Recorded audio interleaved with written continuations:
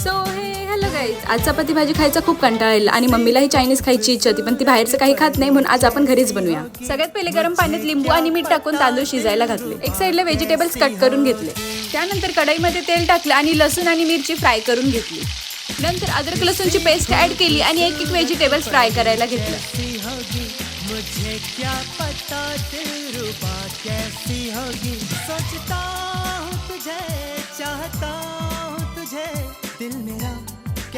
Vegetables fry झाल्यावर स्क्रीनवर दिलेले सॉसेस एक एक करून ऍड करून घेतले. त्यानंतर शेजवान फ्राईड राईस मसाला मिक्स करून घेतला. त्यानंतर राईस ऍड केला आणि तो मिक्स करून घेतला. टॉपिंग्सला भरतो स्प्रिंग ऑनियन टाकले. चला मग शेजवान फ्राईड राईस रेडी झाला आहे. टेस्टला एक नंबरच झाला होता. हॉटेलमध्ये जशी टेस्ट असते तशी ह्याची टेस्ट होते. नक्कीच ट्राय करा.